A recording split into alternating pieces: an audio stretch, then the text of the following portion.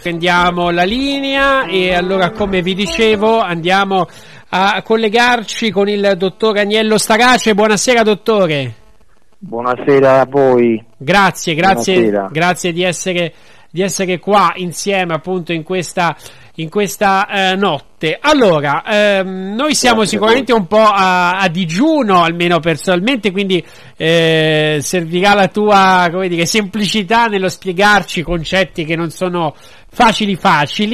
Certo. Che cosa, ecco, intanto Agnello Starace, diciamo che è un ricercatore indipendente che si è interessato anche alla fisica e non solo. Ci spieghi, ecco, come ti sei avvicinato a quella che è la cosiddetta legge di Moseley e perché la scoperta di cui ci parlerai, insomma, può essere rivoluzionaria, tanto che tu la vuoi depositare presso un notaio.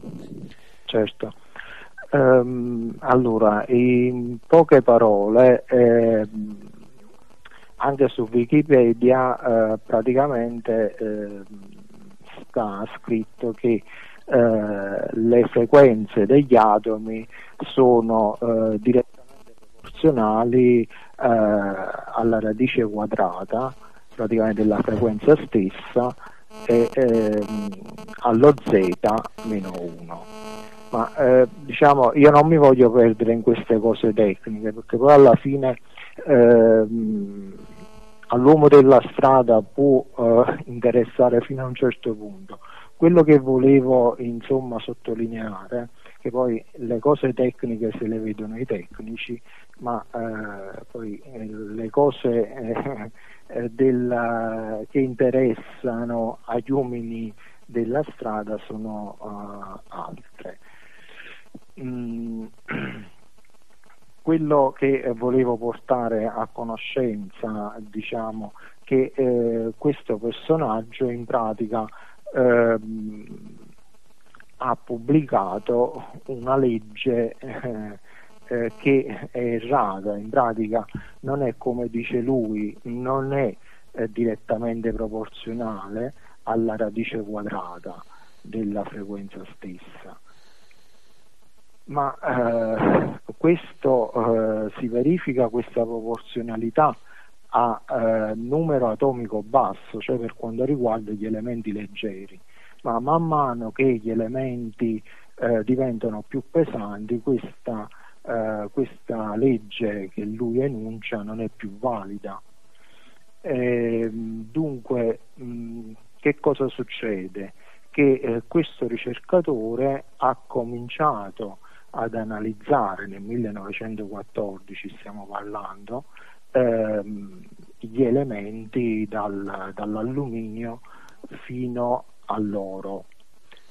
Lui si ferma all'oro perché praticamente è sopraffatto dalla complessità dei calcoli a cui lui viene a capo, perché automaticamente la formula non funziona, ecco perché non riesce ad andare avanti. Infatti si ferma all'oro, non si capisce perché poi non analizza pure il piombo e il mercurio, che vengono subito dopo all'oro e diciamo sono anche più facilmente reperibili come campioni, proprio perché questa proporzionalità che lui paventa in questa legge viene meno. Ma la cosa più interessante è altra, è che perché questo personaggio dice che questi due valori, cioè lo z meno 1 è proporzionale alla radice quadrata, quando poi non è così, e poi in realtà si trova in difficoltà solo poi a conti fatti, cioè quando lui passa alla pratica, cioè di questi errori lui doveva accorgersene prima cioè già quando questa formula lui l'aveva, diciamo, ideata. Non so se sono stato chiaro.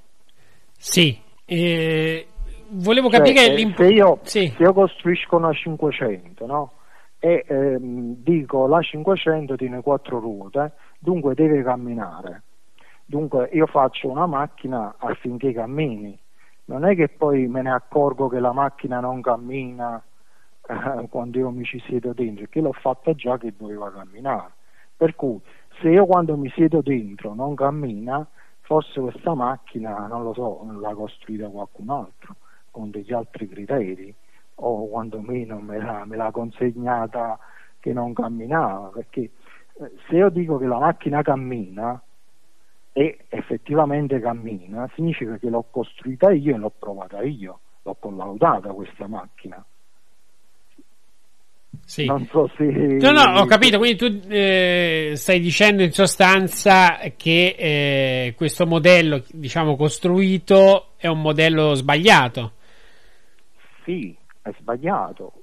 E questo che ripercussioni può avere? Però la cosa più strana, non solo che è sbagliato, è il fatto che come mai che è sbagliato nessuno se ne è accorto, sono passati 120 anni e nessuno se ne è accorto di questa mancanza di proporzionalità. In internet ci stanno un paio di esempi che anche i professori universitari fanno, che però sono dei pochissimi esempi pratici, per cui l'errore è ancora così piccolo da non potersi vedere, cioè a numeri atomici molto bassi, parliamo di elementi molto leggeri.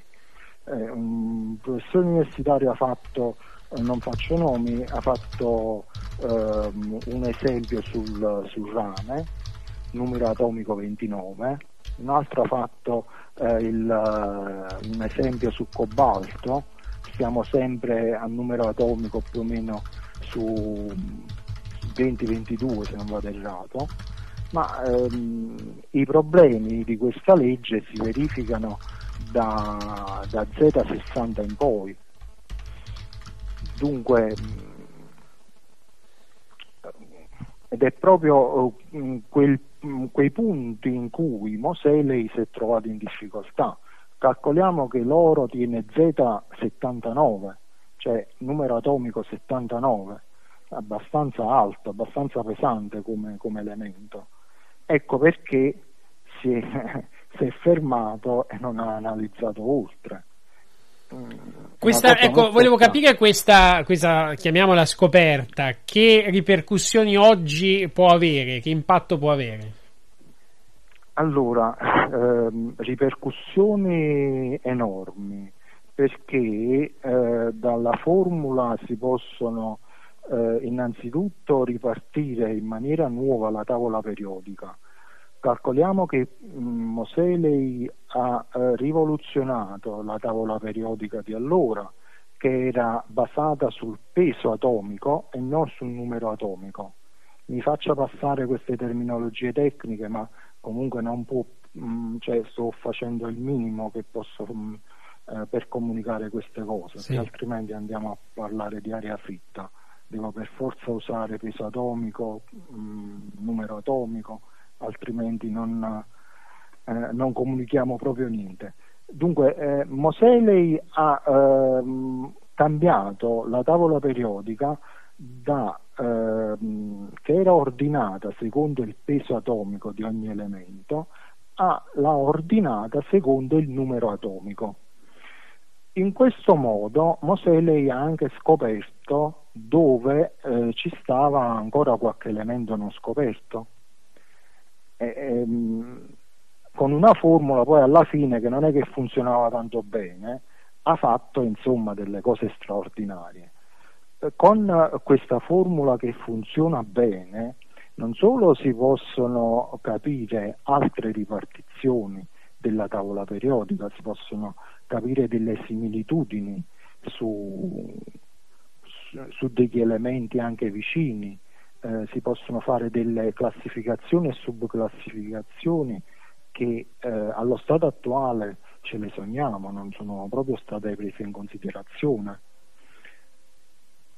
Dunque è una cosa molto grossa che però abbiamo bisogno di persone come voi che ci danno voce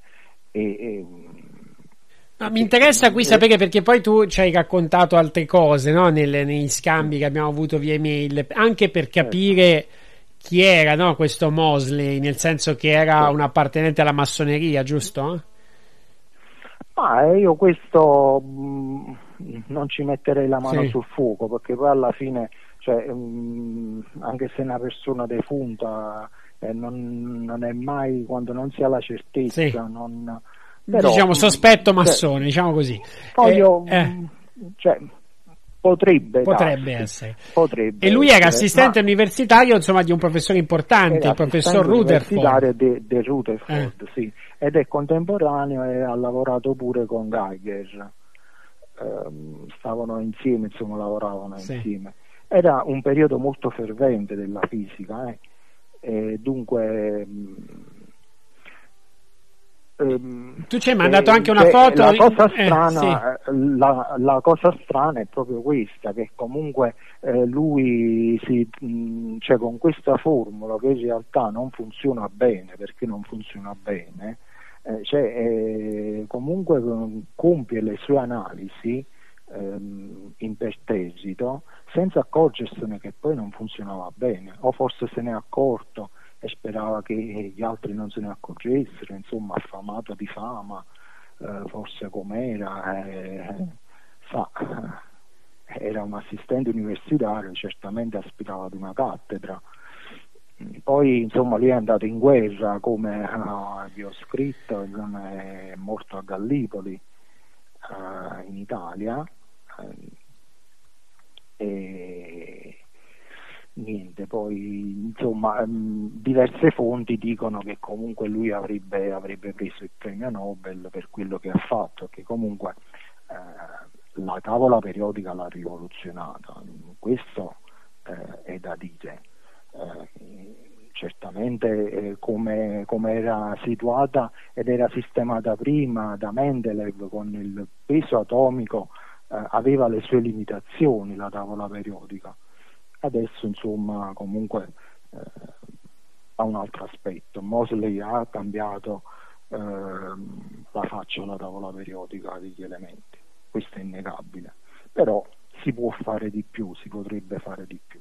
Certamente è peccato che questi argomenti di fisica diciamo sono relegati agli addetti ai lavori, forse anche colpa degli addetti ai lavori che parlano troppo difficile.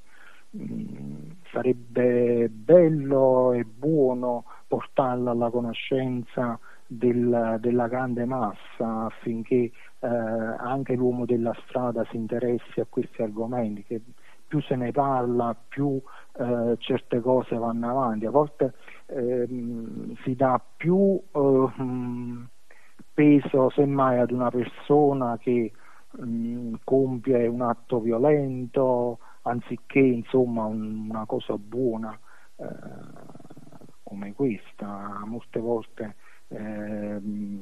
scoperte enormi muoiono sepolte, insomma, nella migliore delle ipotesi in una rivista polverosa chiusa in archivio.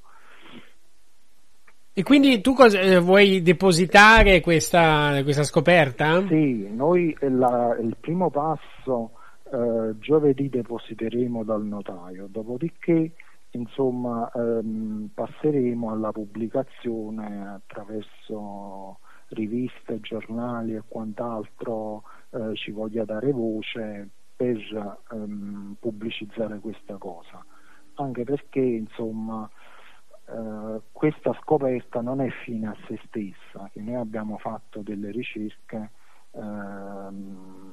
su alcuni, ci siamo trovati per caso a scoprire degli elementi che hanno delle proprietà insolite, che non assomigliano a nessun altro elemento, insomma, in natura, e pensiamo che ci troviamo in presenza di elementi non ancora scoperti. Per cui ecco perché ci siamo interessati a fondo di queste leggi che poi vanno ad affondare le loro radici nella spettroscopia, cioè la legge di Moseley serve un po' a questo, e dunque abbiamo approfondito l'argomento. Dunque questa scoperta è un po' un subordine a quello che stiamo facendo, che è ancora molto ma molto più grande. Dunque se riusciamo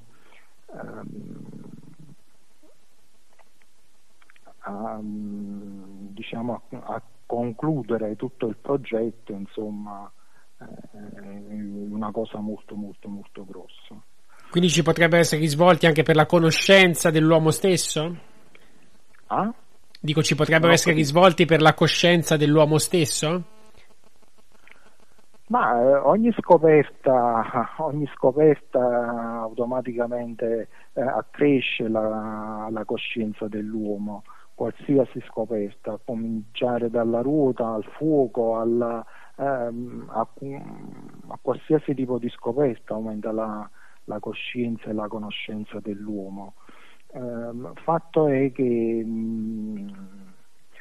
bisogna essere sempre aperti alle nuove scoperte, non bisogna chiudersi al nostro piccolo mondo chiuso e quasi che ci rassicura, pensando che persone che non credevano che ci possono essere degli elementi non ancora scoperti, però poi alla fine, quando si vanno a fare delle analisi che danno dei risultati completamente sballati, che gli spettroscopisti non riescono a catalogare, non riescono a capire, poi alla fine manco hanno il coraggio di ammettere che forse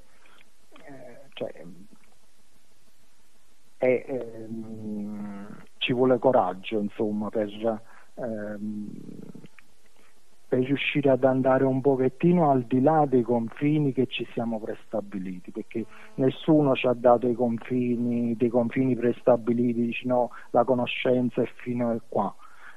Calcoliamo che fino a qualche centinaio d'anni fa l'alluminio non si conosceva. Mendeleev diceva no, qui ci sta un elemento che noi non abbiamo ancora trovato, e lui lo chiamò ecasilicio, se non mi sbaglio, e poi successivamente l'abbiamo trovato sto ecasilicio, ed era l'alluminio. Bisogna avere fede accompagnato pure con la ragione per accrescere la coscienza dell'uomo. È da considerare che un elemento nuovo che venisse scoperto con delle caratteristiche del tutto nuove rispetto ai materiali che abbiamo potrebbe rivoluzionare la tecnica, potrebbe rivoluzionare completamente il nostro modo di vivere e di essere. Questo è un po', diciamo, per rispondere alla domanda che mi hai fatto tu poc'anzi. Può accrescere la nostra coscienza? Certo. Come no che la può accrescere? Gli studi del dottor Malanga ci dicono forse ci stanno civiltà che hanno la macchina del tempo e fanno i salti avanti e indietro nel tempo. Noi queste cose non ce l'abbiamo ancora. Certamente da qualche parte queste scoperte devono pur venire. Per venire queste scoperte nella nostra civiltà abbiamo bisogno di nuovi materiali, di nuove opportunità per realizzare dei progetti del genere. Sta un illustre personaggio che diceva: se non fai un qualcosa di diverso da quello che hai sempre fatto, continuerai ad ottenere quello che hai sempre ottenuto. Se non, cioè, un po' per dirla, poche battute, se non usciamo al di fuori degli schemi che ci siamo prestabiliti, non otterremo mai nulla di nuovo rispetto a quello che abbiamo fino adesso ottenuto. Diciamo che tutte le scoperte nuove, le grosse conquiste si sono ottenute sempre da persone che hanno prima sognato una certa cosa, diciamo i cosiddetti, noi li chiamiamo i visionari, cosiddetti visionari. Se non ci fosse stato un Cristoforo Colombo che voleva scoprire non voleva scoprire l'America, voleva andare in India, intanto ha scoperto l'America. Se non c'era un qualcuno che si metteva a fare qualche altra cosa per inventare chissà che cosa, noi stavamo ancora con la pietra focale ad accendere il fuoco. Non so se rendo l'idea.